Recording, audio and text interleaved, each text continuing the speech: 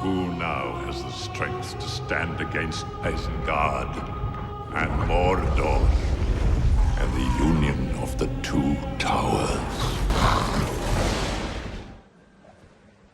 Just a dream.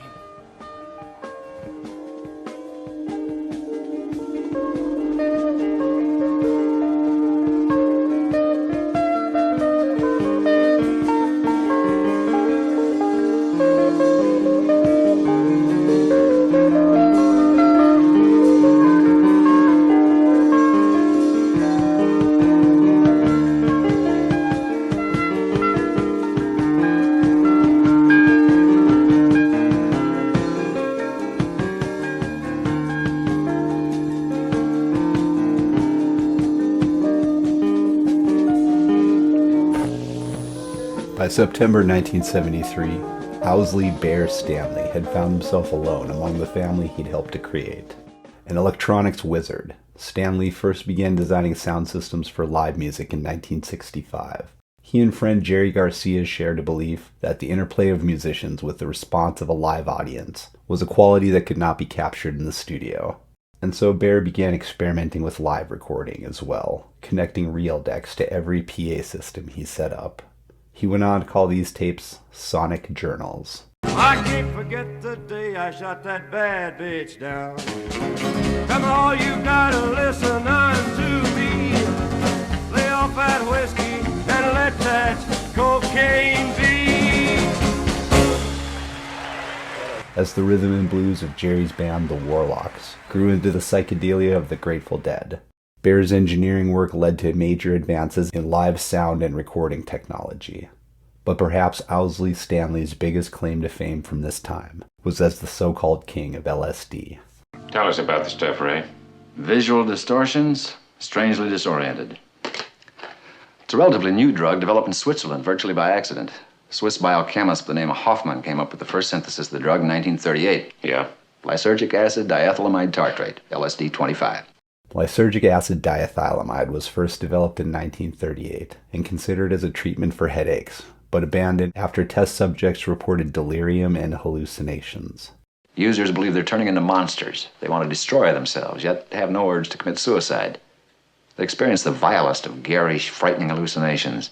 They suffer extreme nausea, severe vomiting, aches and pains, anxiety, panic, depression. When the CIA began exploring the possibility of mind control through their program MKUltra, they saw potential in LSD and began using it in covert experiments. Patients at psychiatric hospitals, prisoners in federal institutions, and even people in the public were given drugs without their awareness or consent and experimented upon. Initial projects within MKUltra included Operation Midnight Climax. They established what were called safe houses, where prostitutes would lure men to these apartments. And then once the men were in the apartments, they were dosed with LSD. And then they were basically studied by CIA scientists, usually behind a two-way mirror. It started to become in vogue around San Francisco in the early 60s, when prominent figures of the beat movement, like Allen Ginsberg and Ken Kesey, tried it. But until 1965, availability had been scant, and the quality highly dubious. Even though I wasn't skilled in chemistry, it wasn't a subject I had much knowledge in, I knew something about it. I knew how to make rockets out of zinc and sulfur that would go like crazy, and cherry bombs and things. Bear developed his own recipe, which to this day many regard as unsurpassed, and soon began the first large-scale LSD manufacturing operation. Sounds like it's going to be a big problem. If it isn't, it'll do till one comes along. And as of now, there's no law covering the sale and use of LSD. I'd say they better give you people something to work with damn soon.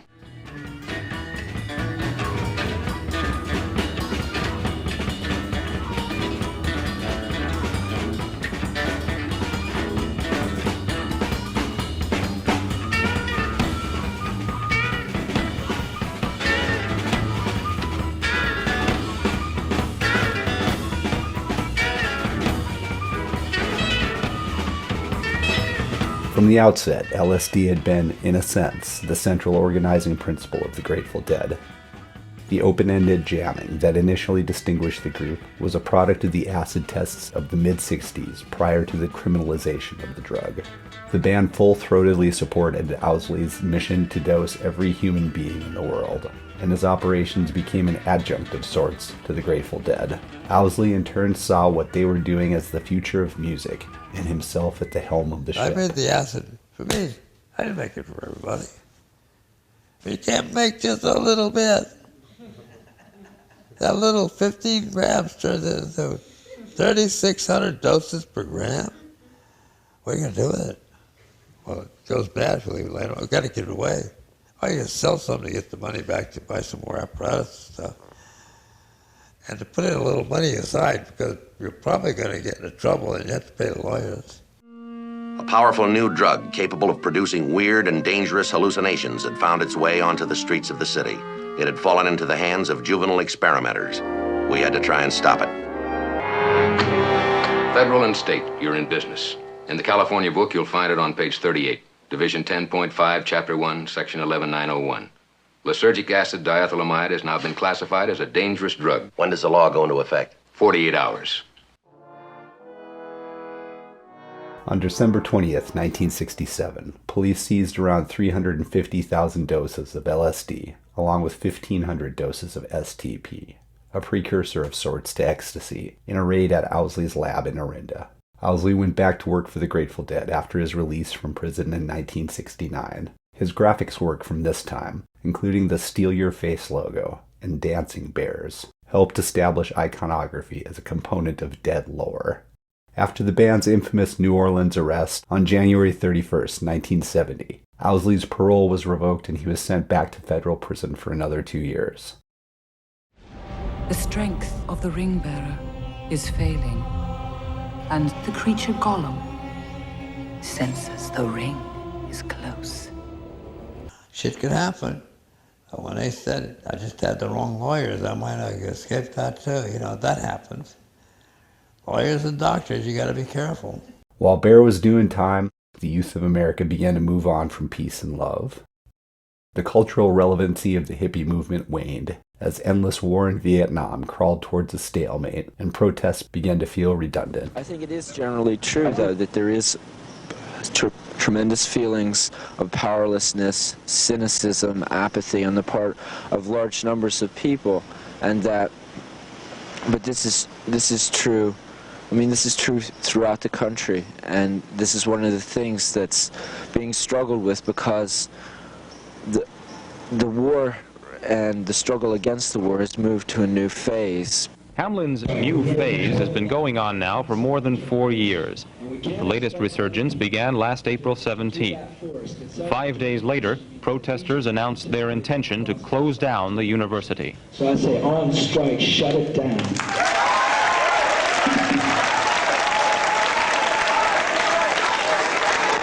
There was a confrontation at Philosophy Hall. We're physically blocking our bodies are our here. bodies are in the way, but we are not violently pushing them. We're just holding them. We're not going to pound on anybody. Supposing I'm a philosopher, and I decide that I want to beat on us, right? Yeah. I'm sorry, sir. You can't get in the building. This is the Reverend Baba Marshall, and he has a right no one to get has in the right, here. sir, to get in. The building is closed. You're a reverend? Right. You're a reverend? That's right. Are you a violent reverend, sir? Do you believe in pacifism? No, not if it means education. Well, at least you're not chauvinistic enough to not beat on a girl. What? Would you like to throw me down? Once again, the church is being imperialistic and trying to force its way in. After his release in 1972, Bear again went back to work for the group. Hey, Bear, there's not going to be another fucking word sung until them goddamn monitors work. That, ladies and gentlemen, is Bear, none other. But by now, the Grateful Dead was a conglomerate, with their own in-house travel agency and accounting firm, among other things. He'd given the name Alembic to his electronics workspace. Now Alembic was a full-fledged operation with a retail storefront selling their own line of gear.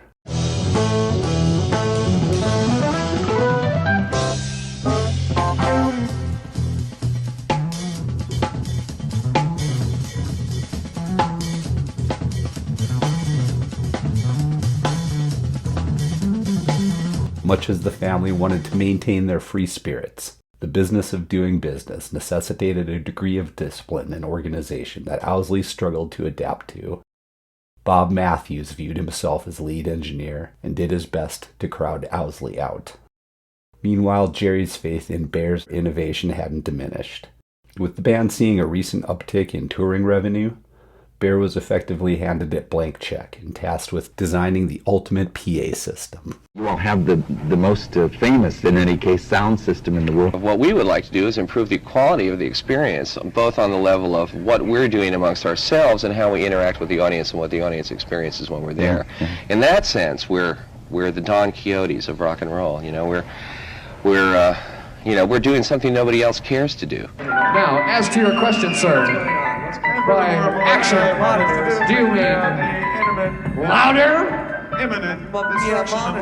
He set a challenge for himself, to generate the cleanest possible sound that carries as far as possible before beginning to decay. In an interview in 1973 for Rolling Stone magazine, Rick Turner discussed the group's sound setup at the time, which was continuing to be modified month to month. The tie-dyed amp covers of 1972 had been phased out for updated custom cabinets with an all-business aesthetic that focused on performance. The array included dedicated speaker stacks for each instrument, as well as for vocals. At the edges of the stage were 2 extension stacks that could carry clean, undistorted sound. Owsley called this sound system the Two Towers.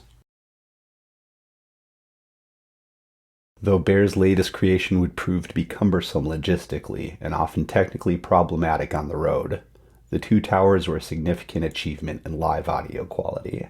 And though Bear still had Jerry's favor, another change was taking place within the Grateful Dead that would continue to marginalize his role in the family.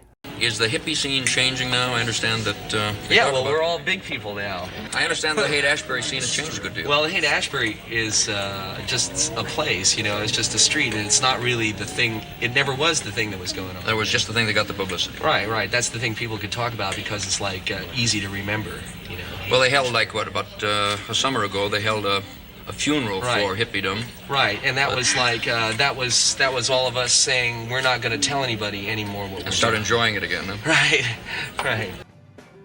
While the Dead was said to be leaderless, from the beginning, Jerry had been without a doubt the driving force of the band, musically and chemically. Are there other ways, when you talk about the high now, I know that you're more concerned about health, and... Yeah. An enthusiastic psychonaut going back to 1963, Jerry was not inherently drawn to the natural wellness schools of thought that bore out of the era when he began to reach the inevitable limitations of psychedelics as a fuel. 8 years before, the band was just the latest group of misfits he'd rounded up to make music. They survived the collapse of the 1960s by hunkering down and staying on the road. The Grateful Dead had already built a dedicated fan base up and down the Pacific coast, and they started drawing a following around New York that soon spread across the eastern seaboard. From there, regional tours helped establish the Dead as a national act. Their growing repertoire and impromptu set lists, mixed with continued expansive improvisation and sonic exploration, continued to prove to make for a popular concert draw. Deadheads, as we perhaps know them today, truly came about at this time. While the rest of the U.S. moved on to the Partridge Family, the Deadheads maintained an evangelical commitment to keeping the spirit of the hippie movement alive. Good people get together, man. They bring it within them, you know. Each one of them, then we get together, and it blends together to be one happy scene. Like, everybody's coming here because they think there's an answer here, that we'll all learn it together and stuff, you know. You know, as you get by day to day, that answer gets clearer and clearer, you know. Good karma. The more you give, the more you get, stuff like that. I got a poster for you. But there certainly was a counterculture. You all were very much a part of it. You yourself are even spoken of as the guru, the leader, the spokesperson for that rock counterculture. And there's a whole mystique about the Dead and about Jerry Garcia. And you're very real, very believable, very normal, dare I say. Am I blowing your whole image? No, I don't think so. Are you conscious of that, a kind of disparity between who you really are and what people expect of you? From the early days of Haight-Ashbury, Jerry had been anointed a de facto guru of the flower power movement by the media, because he saw reverence in a single person as a deeply flawed way of thinking and believed firmly that power corrupts. Jerry avoided embracing this role. One could argue he didn't like to be in charge because he didn't care for responsibility, and though he didn't ask for it, in the vacuum that had been left by leaderlessness, hallucinogen-fueled audiences began to make a messiah out of Jerry Garcia. People talk about the saint-like quality. Well, I don't mean it in a negative way, but there is an aura about you, whether you're aware of it or whether people put it there. I don't relate to that. For one thing, I sort of taught myself that early, not to believe that that's who I am. You know, I mean, that's not me. I think that ultimately, the thing that would like to happen ultimately would be that there would be no more identification of groups on the basis of names and that sort of thing, but music would be seen as what it really is, which is, you know, a group effort usually. And 4 years ago, 400,000 young people gathered for a concert and a happening at a dairy farm in New York State. The vibrations from that event were so heavy that Woodstock became a symbol of the 60s. Today, 120 miles away, there is in the making Woodstock's apparent successor, a thing called Summer Jam. Joan Snyder reports from Watkins Glen. They're calling it Son of Woodstock, the biggest rock music gathering in 4 years, maybe the biggest ever. Estimates of the crowd now crammed together at Watkins Glen, New York, range from 300,000 to 500,000 people.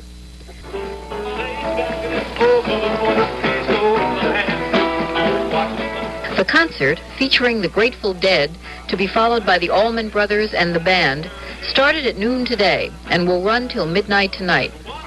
But it's been a lot more than a concert. It's another giant youth happening, with young people pouring onto 1,000 acres at the Grand Prix motor racing grounds. The promoters were allowed to sell only 150,000 tickets at $10 a head to restrict the size of the crowd. But as word spread that this was the big youth event of the year, hundreds of thousands more cascaded in. To avoid any violence, they've been allowed in free to the concert grounds.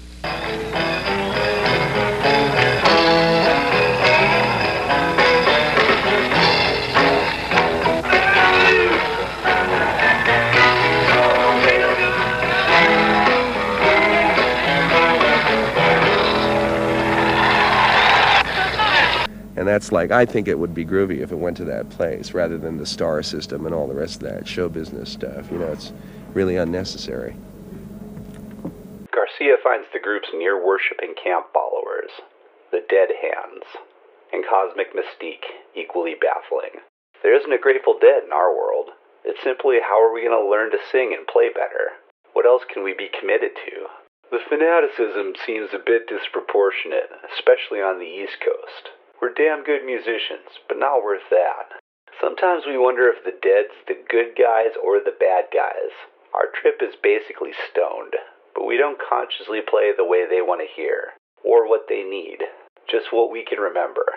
Actually, some people are coming to our shows on drugs we couldn't endorse. The Quaalude Boogie Set, that's a different generation from ours. The country isn't free anymore. The age of love and flowers is over. The main problem, especially in the East, comes in relating to audiences who have come to see Jerry Garcia of the Dead, who shout out songs we have no intention of playing. We've got to get over that hump. Jonathan Tarkiff, Philadelphia Daily News. Jerry began seeking refuge along with spiritual nourishment for his music through his side work with friend and bass player John Kahn. Jerry, John, and Merle Saunders began playing together with various drummers, along with guest singers and horn players. They played small to mid-sized venues around the Bay Area. By '73, Jerry had also renewed his interest in bluegrass. It may have been something coming full circle, or perhaps a desire to return to a simpler time. His newest side project, Old and In the Way, was stylistically true to the bluegrass of Bill Monroe, with all acoustic instruments and no percussion. On banjo, Jerry stayed largely in the back, as the dueling leads of Vassar Clement's fiddle and Dave Grisman's mandolin took the forefront. Still, Jerry's lifelong commitment to an alternative lifestyle had begun to morph into something beginning to resemble a real job. The realization that he was hemmed into the expectations of being Jerry Garcia became harder to reconcile with his free spirit. After cocaine helped him and writing partner Robert Hunter produce a new batch of material at the beginning of the year, Jerry believed he had found the key to keep pushing forward. I got the grandest headache medicine in the world. Yes, Jane. Headache medicine. The cocaine is mixed with something like mannitol, and then the cut is placed on a mirror, chopped up with a razor blade, laid out in a line like so. The line is then snorted through the nose with maybe a rolled up note or the inside of a baro tube. Why, that's marvelous. I feel better already. Out of the group, drummer Bill Kreutzmann was probably the most devoted and reverent of Jerry, and he was quick to follow. In his 2015 autobiography, Bill discusses his approach to drumming after Mickey Hart left the band in 1971 due to escalating heroin use. To fill the void of a second percussionist, Bill set out to play as if he had 8 appendages.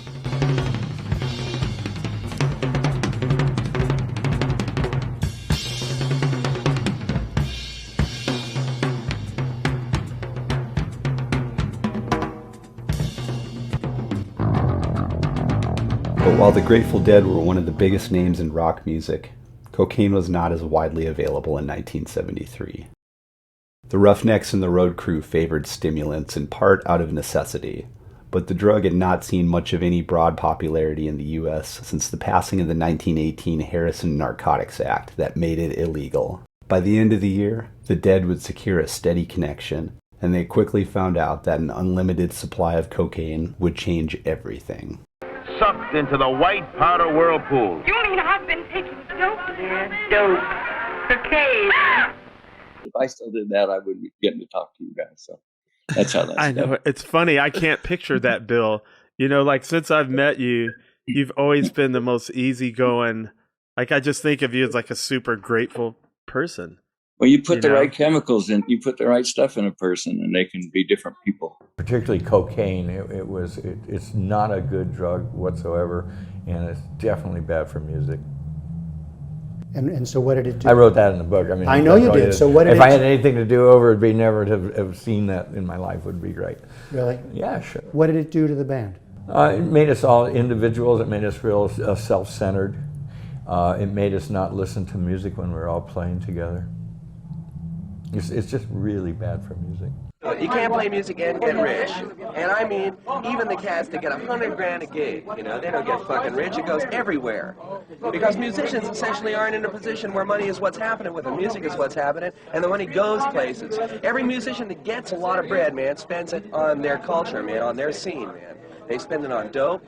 They spend it, you know, if they lay it out, man, to other people just like them, man, and it stays in the fucking community, and it moves around real fast. And the reason there are so many heads who are able to live on the street is because there's a fucking lot of musicians make a lot of bread and spend it. You don't see rich musicians wearing Brooks Well, Brothers this ain't, suits. you know, that's all I can say, man, is we ain't from here. Robin Williams had the best line. He said, "Cocaine is God's way of telling you have too much money." The Grateful Dead spent August 1973 preparing to embark into uncharted waters. They had left Warner Brother Records to start their own independent record label. Their first album on Grateful Dead Records was also their first studio album in 3 years. Europe 72 had been released the previous November. The triple live album showcased their evolving concert experience and grew their reach as a live act. The last time they had been in the studio in 1970, they'd managed to produce the back-to-back masterpieces Working Man's Dead and American Beauty under a heavy cloud of label pressure, time constraints, and internal tension. It's uncertain to what extent Wake of the Flood was inspired by their newfound liberation or out of necessity to generate product for their new corporate venture. Yeah, we just like that, you know. You know what I mean? Can you dig it? Yeah, sorta.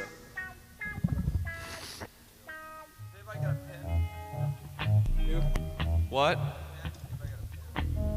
1, 2, 3, 4. This is just for sound. All right, of course. 2, 3, 4, and 1. Oh well, if we're going for the sound, Shut the fucking door. Somebody shut the door. God, where's the fuck is the door monitor, for God's sakes? I thought this was a professional studio. I'm gonna call the fucking union. Trying to call Willie the doorman. Oh, wait a minute, let's see. Well, I gotta remember the first line to the tune, fellas.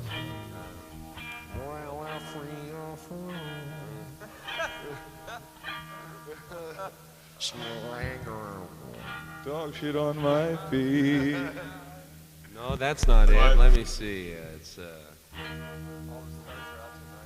How about the piss gets in my eyes? No. Okay, I got it. 4. Oh, you guys are there. I'm talking about in there. Is it? No, nobody home. Oh, nobody home here but us musicians. How about a little bass in the headphones or a better mix or something? Is there any? Is the acoustic piano mic? Better mix, man. I can't hear my guitar. Yeah, really. I can't hear it. Jack shit. While Jerry had accumulated a healthy crop of fresh tracks to work with, Bob Weir hadn't written much since his solo debut, Ace, the previous year. To compensate, he set out to put together an extended piece for the record. Bobby came into the studio with one section he'd partially completed from lyrics by his writing partner John Perry Barlow, Let It Grow, which he fleshed out with a prelude he'd been playing around with since the beginning of the year, and a middle section which was completed with lyric contributions from folk singer and friend of the band Eric Anderson. In addition to making his studio debut with the group, pianist Keith Godchow sings lead vocals on his original, Let Me Sing Your Blues Away. Let me sing your blues.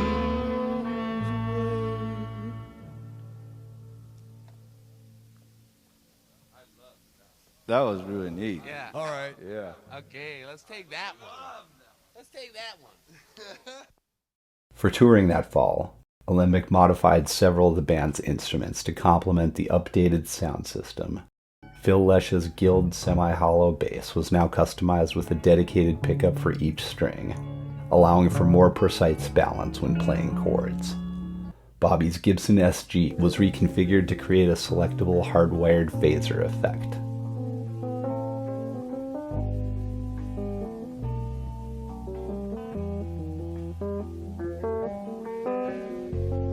And Jerry got to roll out his new toy, a custom piece from luthier Doug Irwin that had been in the making for over a year, that would come to be named Wolf. Near the end of 1972, Jerry came across what would be his first Doug Irwin guitar, built for Alembic. He bought it immediately for $850. This guitar is referred to as Eagle for the Irwin's Eagle logo on the headstock veneer, and it resembled the next Irwin guitar, Wolf, in many ways. Wolf is the first of Jerry's guitars that I remember seeing prominently in guitar magazines as a kid. The striking quilted maple and brass hardware was emblematic of what we believed led to guitar sustain in the 70s. Based on what he liked about Eagle, Jerry had immediately asked Irwin to begin building him another custom guitar. This guitar, customized to Jerry's specs, was dubbed Wolf, for the sticker that Jerry added in December of '73 below the bridge of the guitar. It said that he paid $1,500 for it. The guitar first made its appearance with Garcia and Saunders at a private party for the Hells Angels at New York City Harbor on September 5th, 1973.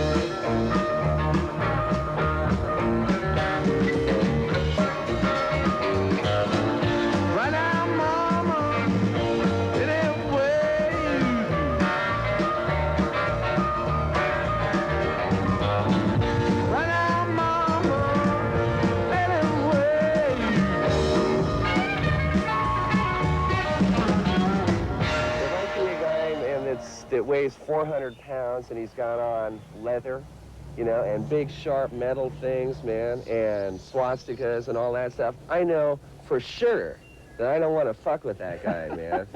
You know what I mean? You're absolutely right. And that's cool because that's telling me who he is, you know what I mean? And I have the choice of I'm either going to go in there and make a fool of myself or else I'm going to be very cool. And if that's what's happening, I'll be cool, you know. But shit, is that out front or what, you know? Are you afraid of them ever? Sure. Sure. Why? Because they're scary, man. You know, they're all big, you know, and strong and good in all the violent spaces. Ahead of the release of Wake of the Flood the next month, the Dead toured the East Coast throughout September, kicking off with a 2-night run at Uniondale's Nassau Coliseum. Jerry had played the previous 2 nights with Merle and Billy on drums, giving him some time to get more comfortable playing Wolf on stage. Keith can be heard playing on the House Wurlitzer during the transition from Truckin' to the other one. The first time since June of last year an organ was heard on stage.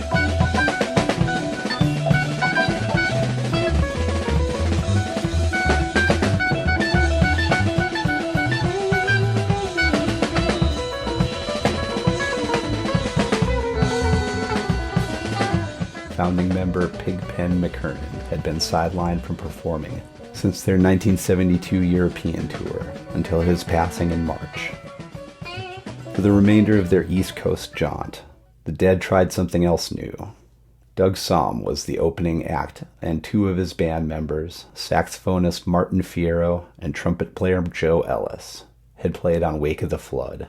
The band had decided to have the horn players sit in with the Dead as well, and the second set for these dates was structured to accommodate this. Martin and Joe would join for Eyes of the World, Weather Report Suite, and Truckin'. Unfortunately, the out-of-phase microphones that were designed to eliminate feedback were already enough of a challenge for the vocals, with singers all but having to press the mic to their gums to get picked up. The technology was particularly unfriendly to horns, making it difficult for players to perform with any nuance, and their sound ended up either too loud or buried in the mix.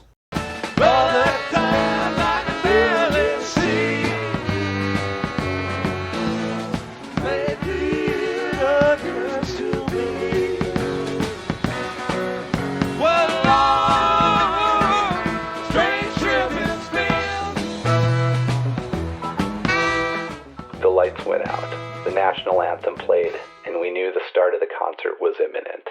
With the Onondaga County War Memorial packed to capacity, the Doug Somm's band appeared on stage, only an hour late. The group just didn't make it. They used the Dead sound system, and their music just didn't mix with such a big system. Bad notes prevailed.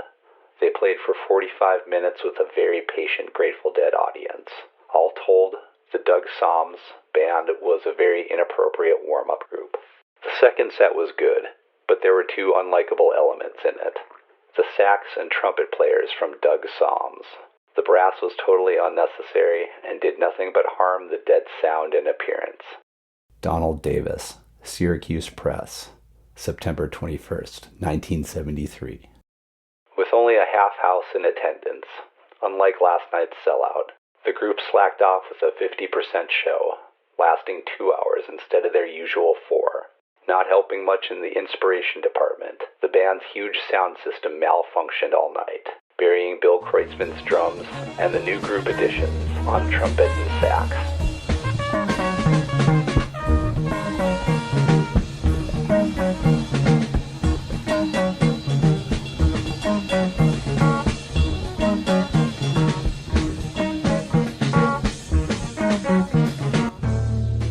The ill-fated East Coast Horn Tour wrapped up in Buffalo on September 26th. 4 days later, Jerry played a benefit show with Old and In the Way at the Stinson Beach Community Center. The next night, Old and In the Way played at the Boarding House, where their opening act was the Chieftains, making their U.S. debut. The next night after that, he played with Merle at a benefit show with the Hells Angels. On October 8th, Old and In the Way played again at the Boarding House. This performance, recorded by Bear, would go on to be released as the group's self-titled album in 1975. Wake of the Flood was officially released on Grateful Dead Records on October 15th, though bootleg copies had somehow already come to be circulated. The Midwest tour that followed its release was planned to begin in Fort Worth on the 17th, but that show would get canceled due to low ticket sales. The Friday show at the State Fairgrounds in Oklahoma City was exceptional enough to see its own release in 2000 on Dick's Picks Volume 19, and the band signaled that they were ready for some of the strongest performances yet. The Two Towers acted up repeatedly Sunday night, but the band was still able to push through for Heads in Omaha. At Metro Stadium in Bloomington, Keith again jumped on the House Wurlitzer for the second set.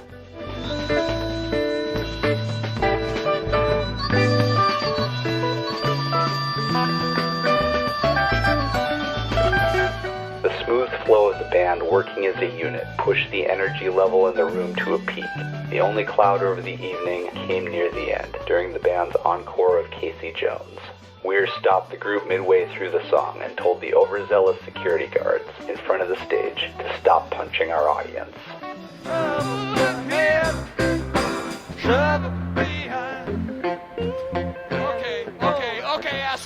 Okay, asshole. That's it for you. You're through. Hey, don't beat on our audience, guys. Hey, quit throwing punches. Everybody quit throwing punches and we'll start playing again. Hey, we can't play anymore, you guys. I don't know what to tell you, because these few guys up here in front make it so bad when you have to look out there to see all these people. Right? Right on. That's bad scene. You're right. Listen, would you rather hear music or would you rather get punched? It's real simple then. Don't cross the barrier and you won't get punched. For a 2-night run at the Kiel Auditorium in St. Louis, the Alembic crew was able to adjust to the notoriously difficult acoustics of the venue to generate a uniquely optimal sound.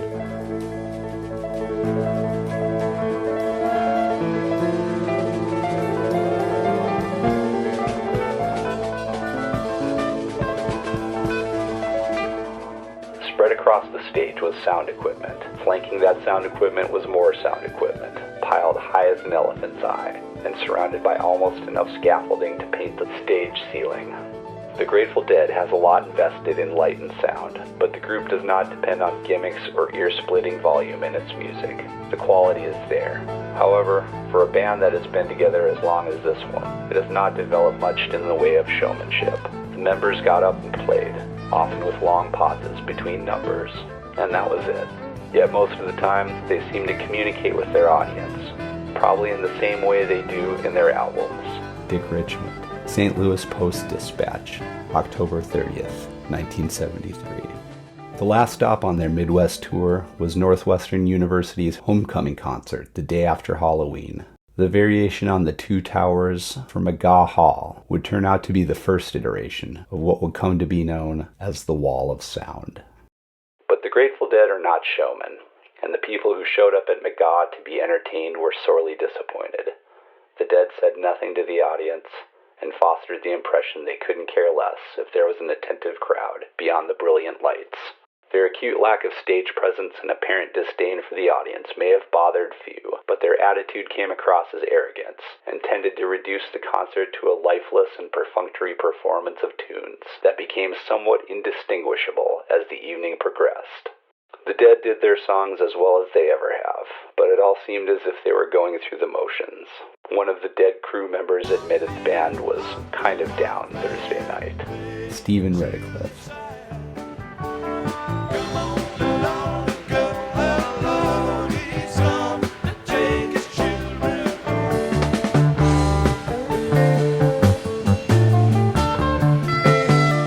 Shortly after this show, Jerry Garcia did the unthinkable and shaved his beard. He and Merle played 2 nights at the Keystone along with Martin Fierro, and Olden in the Way played for one final performance at Sonoma State College. The Dead played 3 nights back at Winterland before heading across the Southwest. In San Diego on November 14th, several members were arrested after Bobby tried to break up an altercation with some of the road crew. And their collective improvisation was at a peak at this time, including the 2 marathon performances in Denver, long stretches of exploratory jamming with their minds completely merged. As Phil Lesh said in his autobiography, their goal was to play as one unit, like the fingers on a hand. On November 23rd, while playing in El Paso, the Grateful Dead got to perform Bobby's signature cover of Marty Robbins' El Paso.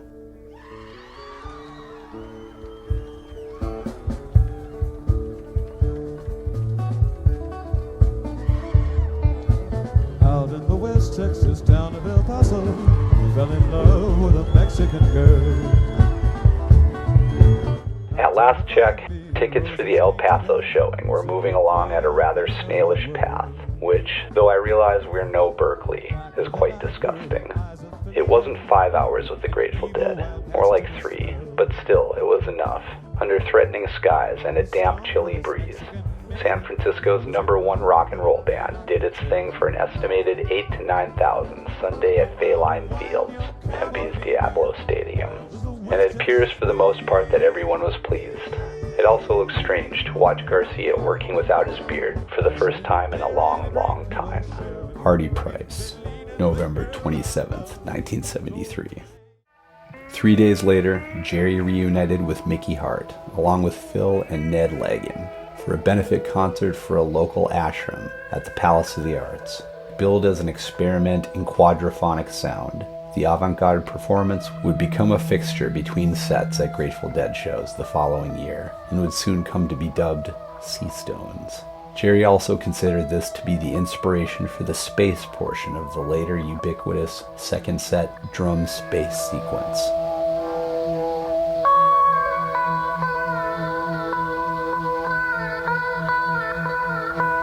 Meanwhile, tickets for a 2-night engagement at Boston Music Hall sold out so fast that a third show was added, which sold out just as quickly.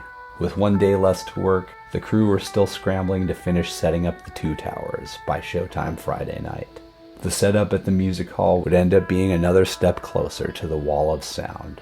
Their new 7-ton sound system, set up above and behind them, provided the clearest audio reproduction this writer's ever heard. William Howard, Boston Globe, December 3rd, 1973.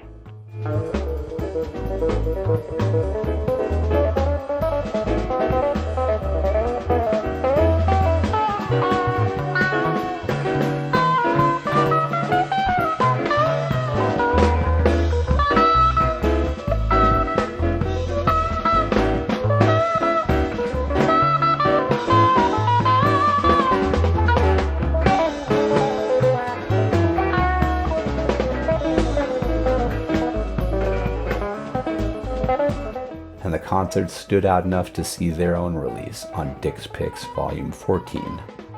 From Boston, they headed to Ohio to round out the year with a tour of the Southeast. Their first stop was Cincinnati. So many were excited for so little. To begin with, the Dead hit the stage 2.5 hours late.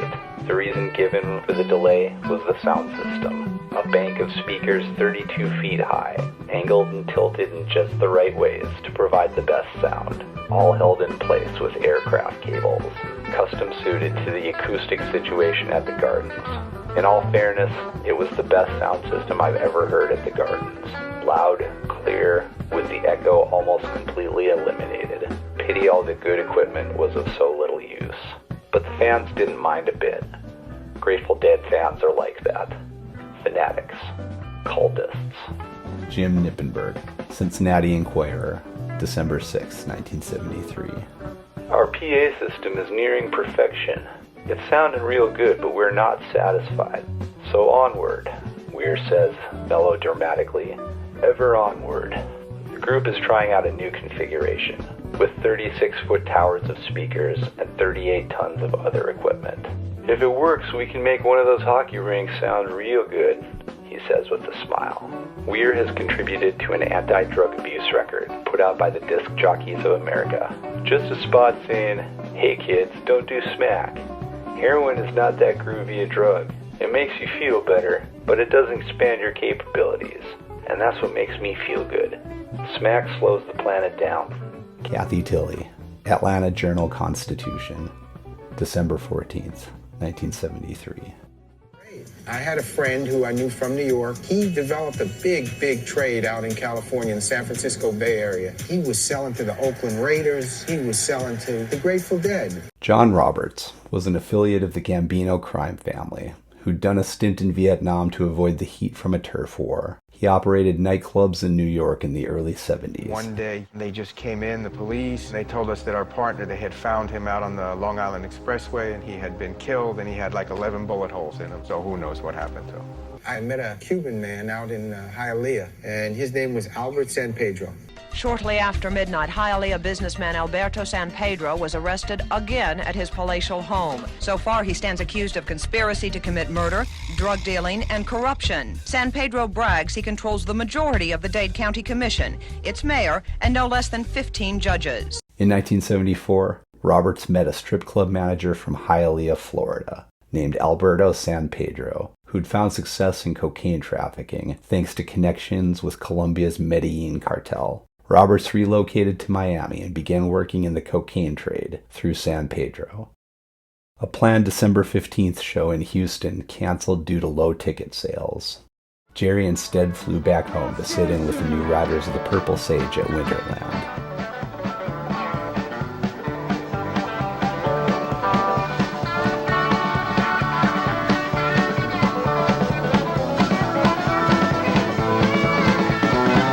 Ultimately, with nearly a week to kill in Florida ahead of their final two-night run in Tampa, the band connected with Alberto San Pedro.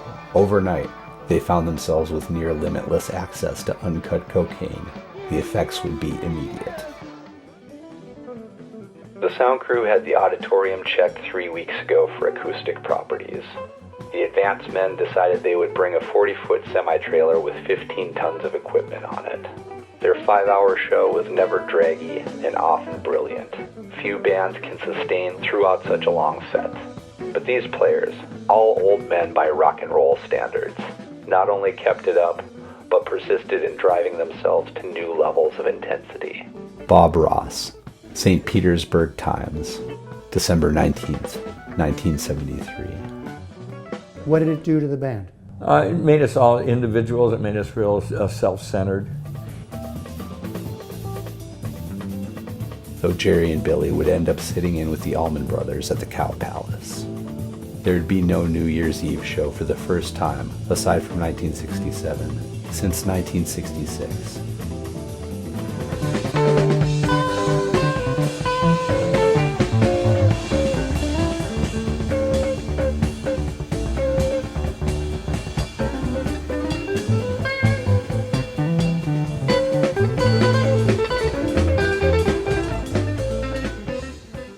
And then the music thing, I discovered the way the human ear processes sound and matched the PA systems into that. And nobody else seems to be interested in. But and since I can't train anybody in it, when I'm gone, it's gone. Thanks for watching.